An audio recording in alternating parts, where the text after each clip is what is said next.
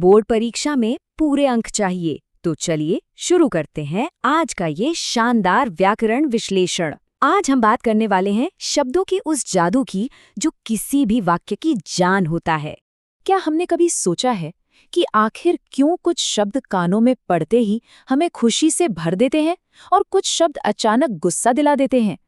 इन शब्दों के अंदर हमारी भावनाओं को बदलने की एक बहुत ही गहरी मनोवैज्ञानिक ताकत छिपी होती है। जैसा कि हम देख सकते हैं, एक तरफ सुंदर या ईमानदार जैसे सकारात्मक शब्द हैं, इन्हें सुनकर कितना गर्व महसूस होता है ना? वहीं दूसरी तरफ बदसूरत या निकम्मा जैसे नकारात्मक शब्द तुरंत बुरा महसूस कराते हैं। हिंदी व्याकरण में भावनाओं को जगाने वाले और किसी भी चीज़ की खासियत बताने वाले इन्हीं जादुई शब्दों को विशेषण कहा जाता है। यही वो शब्द हैं जो किसी भी वाक्य को उसका असली अर्थ और एहसास देते हैं।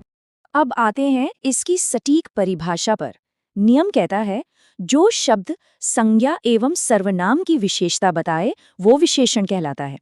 अब इस लाइन का एक साधारण सा मतलब समझते हैं।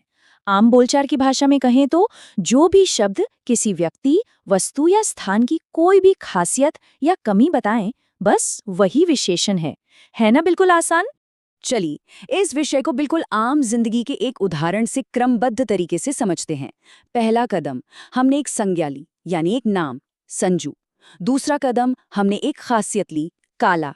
और तीसरा कदम, हमने वाक्य बनाया, संजू काला है।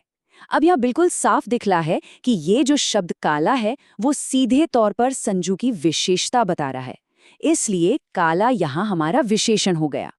आगे बढ़ते हैं और मिलते हैं शब्दों के इस परिवार के बाकी सदस्यों से, विशेष्य और प्रविशेषण। सबसे पहले बात करते हैं विशेष्य की। नियम के अनुसार विशेषण जिस शब्द की विशेषता बताता है उसे विशेष्य कहते हैं। इसका आसान मतलब ये है कि विशेषण का निशाना जो भी है, यानी जिस मुख्य शब्द के बारे में बात हो रही है, वही हमारा विशेष्य होता है। इस वाक्य को ध्यान से देखिए। नाग काला है। यहाँ पर काला होना एक विशेषण है, पर सवाल उठता है कि आखिर यह काला है कौन? जवाब है नाग।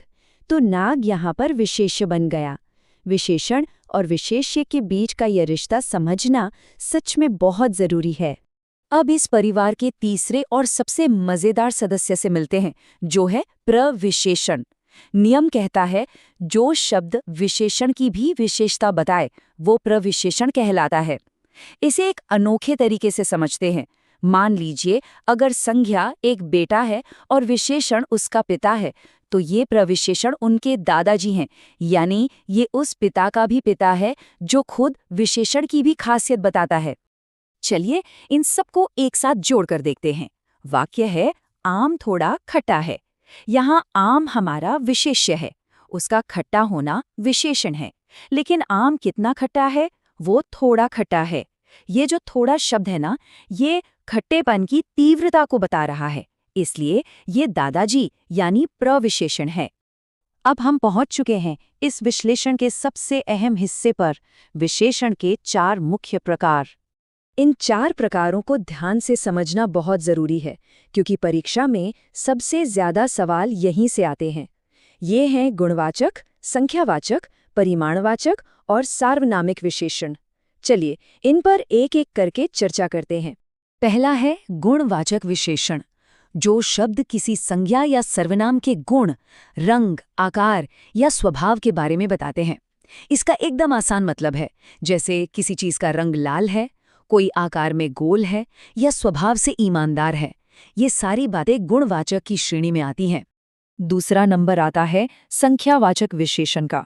यहाँ इस मुख्य शब्द पर ध्यान दीजिएगा, गिनने योग्य, जिससे किसी व्यक्ति या वस्तु की निश्चित संख्या के बारे में पता चले, जैसे 10 रुपए या 4 भाई, जिनकी हम उंगलियों पर गिनती कर सकते हैं, वे संख्यावाचक हैं। तीसरा प्रकार थोड़ा अलग है, परिमाणवाचक विशेषण। यह उन चीजों के लिए इस्तेमाल होता है जिन्हें हम गिन नहीं सकते, बल्कि जिनकी नाप या तौल करते हैं। इस लाइन का आसान मतलब समझते हैं। ये हमें किसी चीज की मात्रा बताता है, जैसे थोड़ा दूध। अब दूध को हम 1 2 3 करके गिन तो नहीं सकते ना, इसे हम मापते हैं। चौथा और आखिरी प्रकार है सार्वनामिक विशेषण। इसका नियम बहुत ही सरल है। जब कोई सर्वनाम सीधे किसी संज्ञा के ठीक पहले आकर उसकी विशेषता बताने लगे। जैसे कौन लड़का या वो लड़का। यहाँ लड़का एक संज्ञा है और कौन या वो सर्वनाम है जो सीधे संज्ञा के आगे आकर बैठ गए हैं। अब आते हैं एक ऐसी चुनौती पर जिसने बड़े बड़ों को उलझाया है, परीक्षा की सबसे बड़ी चुनौती। जरा इस वाक्यांश पर गौर कीजिए। 10 हाथ जगह। चलिए खुद को चुनौती देते हैं और सोचते हैं कि ये किस प्रकार का विशेषण है। अक्सर 99% विद्यार्थी यहाँ 10 की संख्या को देखते ही तुरंत इसे संख्यावाचक श्रेणी में डाल देते हैं।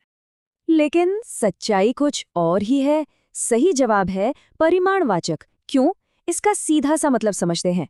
हम जगह को कभी 1, 2, 3 करके गिनते नहीं हैं। हम जगह को मापते हैं। और याद रखिए, जिस भी चीज को मापा या तौला जाए वो संख्यावाचक नहीं बल्कि परिमाणवाचक होती है। परीक्षा के लिए ये छोटी सी बात बिल्कुल गांठ बांध लीजिए। ये जो तालिका हम देख रहे हैं, ये हमारी अब तक की पूरी चर्चा का एक निचोड़ है। परीक्षा से ठीक पहले दोहराने के लिए ये सबसे बेहतरीन तरीका है। इसे अपने दिमाग में छाप लीजिए। गुणवाचक गुण बताता है, संख्यावाचक की गिनती की जा सकती है, परिमाणवाचक मापतौल के लिए है और सार्वनामिक संख्या के बिल्कुल पहले आता है। सब कुछ एकदम स्पष्ट है। और आखिर में कामयाबी की खीर और सफलता का सफर। आज के इस विश्लेषण से एक बेहद ही शक्तिशाली और प्रेरक विचार सामने आता है।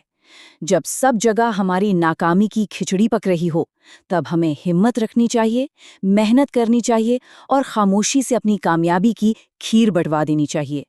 इस पंक्ति का अर्थ बहुत गहरा है। बाहर की नकारात्मक बातों को नजरअंदाज कीजिए और अपने शानदार अंकों को खुद बोलने दीजिए। तो चलिए इस आखिरी और मजेदार बात के साथ एक बड़ा सवाल। क्या अब हम हिंदी व्याकरण की इस परीक्षा में जीत हासिल करने के लिए पूरी तरह से तैयार हैं? मुझे पूरा विश्वास है कि आज के इस विश्लेषण के बाद विशेषण का कोई भी सवाल हमें हरा नहीं सकता। तो बस ऐसे ही आगे बढ़ते रहिए और अपनी उस कामयाबी की खीर की तैयारी में पूरे जोश के साथ जुटे रहिए।